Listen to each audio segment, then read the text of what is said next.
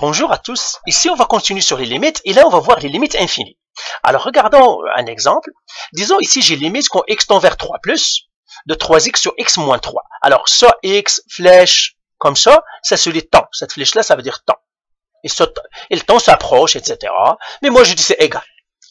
Alors maintenant, il me dit calcule cette limite. Ben, la même chose, je dis je vais tricher. En fait j'ai une fonction f de x est égale à 3x sur x moins 3. Et j'ai le x égale à 3. Ben, plus ou non, tout simplement, ça c'est un voisin de 3. Ben, c'est x égale à 3 et je trouve y.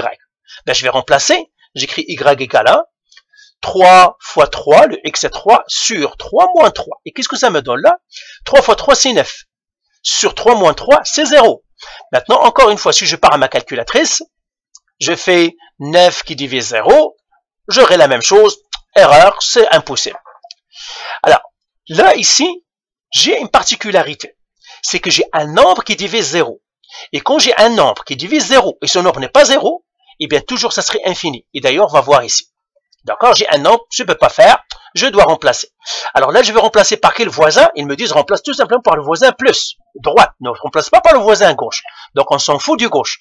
D'accord, on ne va pas remplacer par lui, on va remplacer par le voisin droite. Mais 3 plus c'est quoi? C'est 3,0001. Alors ça va faire 3,0001 sur 3,0001 moins 3. Et quand je pétante ça, qu'est-ce que je trouve? Je trouve 90 000 comme ça. Ben là, qu'est-ce que je vais en tirer?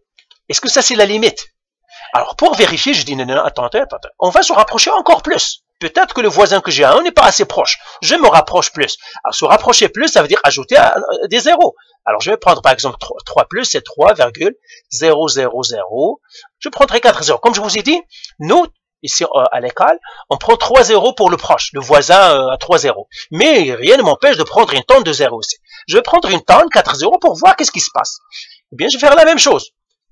Limite, quand x tend vers plus 3 plus, 3x sur x moins 3, et bien je vais le faire encore, 3, mais cette fois-ci je vais prendre 4 zéros, ça veut dire que je suis plus proche, je vais avoir plus la vérité, sur 3,00001 moins 3. Quand je pétante ça, je trouve quoi? 900 000. 900 003. Ben, vous faites l'exercice, si vous vous rapprochez encore, vous allez trouver 9 millions, etc. En fait, ça me donnera plus l'infini. C'est pour cela qu'on s'appelle ça, ce sont des limites infinies. C'est une limite infinie. C'est une limite infinie.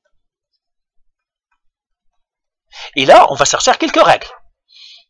Alors, quelques règles, on va les écrire ici. Quelques règles. Alors, quand je remplace, je vais garder ici. Donc, je vais effacer ici.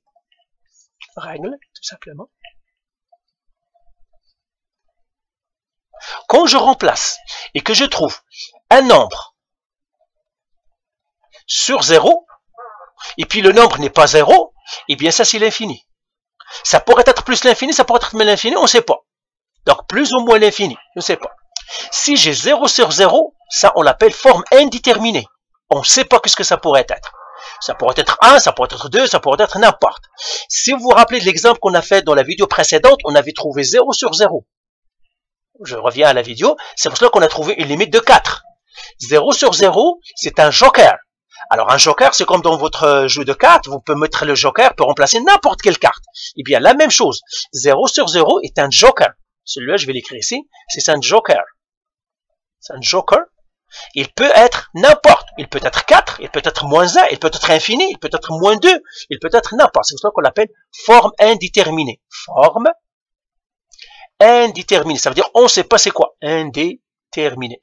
Et là, il faut faire de l'algèbre ou tout simplement faire la méthode, c'est-à-dire remplacer par les voisins pour voir ce que ça donne. C'est ce qu'on a fait ici. Quand on a trouvé une forme indéterminée, on a remplacé par les voisins et là, on a trouvé les limites, c'était 4.